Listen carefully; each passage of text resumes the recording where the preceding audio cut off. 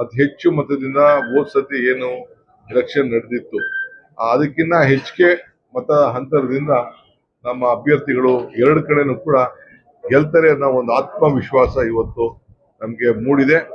ಬಹುಶಃ ಎಲ್ಲರೂ ಸೇರಿ ಒಗ್ಗಟ್ಟಿಂದ ಇದ್ದಾರೆ.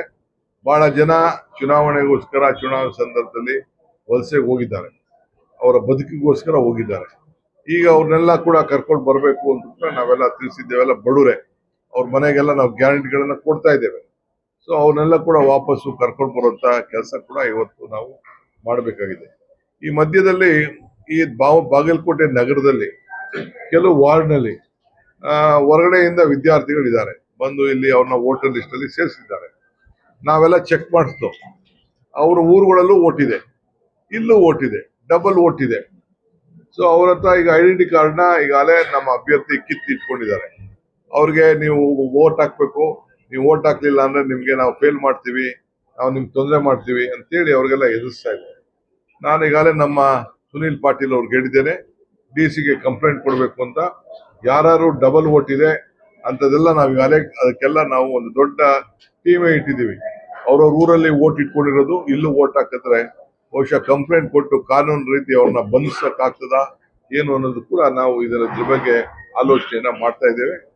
ಸೊ ನಾನು ವಿದ್ಯಾರ್ಥಿಗಳಿಗೆ ಹೇಳ್ತಾ ಇದ್ದೀನಿ, ಡಬಲ್ ವೋಟ್ ಇತ್ತು ಅಂದ್ರೆ ದಯವಿಟ್ಟು ನೀವು ಈ ವೋಟ್ಗೆ ಅವರು ವೋಟರ್ ಲಿಸ್ಟ್ ನ ಕಿತ್ತಿಟ್ಕೊಂಡಿದ್ದಾರೆ, ನಿಮ್ಗೇನೋ ತೊಂದರೆ ಕೊಡ್ತಾ ಇದ್ದಾರೆ ಅನ್ನೋದಕ್ಕೆ ನೀವು ಮುಂದೆ ಬರದೆ ಸುಮ್ಮನೆ ನೀವು ಗೌಪ್ಯವಾಗಿ ನಿಮ್ಮ ಮತದಾನದ ಹಕ್ಕು ನಿಮ್ಮ ಊರಲ್ಲಿ ನೀವು ಕಾಪಾಡ್ಕೊಳ್ಳೋದು ಬಹಳ ಶ್ರೇಷ್ಠ.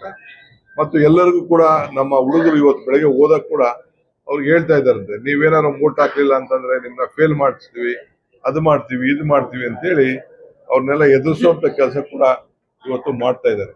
ಈ ವಿಚಾರದಲ್ಲಿ ನಮ್ದೊಂದು ಪ್ರತ್ಯೇಕವಾದಂತಹ ತಂಡನೆ ನಾನು ಇದಕ್ಕೆ ರಚನೆ ಮಾಡಿದ್ದೇನೆ.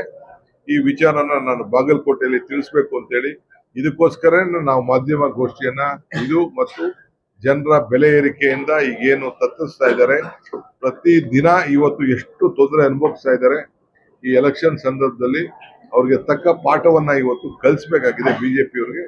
ಈ ದೃಷ್ಟಿಯಿಂದ ಈ ಒಂದು ಚುನಾವಣೆಯ ಸಂದರ್ಭದಲ್ಲಿ ನಿಮ್ಮ ಹತ್ರ ಮಾತಾಡಬೇಕು ಅಂತೇಳಿ ಬಂದಿದ್ದೆ. ನಾನು ಈಗಾಗಲೇ ನಮ್ಮ ಕಾರ್ಯಕರ್ತರು ಮಾತಾಡಿದ್ದೇನೆ, ನಿಮ್ಮ ಹತ್ರ ಮಾತಾಡ್ತಾ ಇದ್ದೀನಿ. ನಮ್ಮ ಶಾಸಕರು ಎಲ್ಲರೂ ಕೂಡ ಜವಾಬ್ದಾರಿ ವಹಿಸಿದ್ದೇವೆ, ಅವರು ಎಲ್ಲ ಫೀಲ್ಡ್ ಅಲ್ಲಿ ಇದ್ದಾರೆ.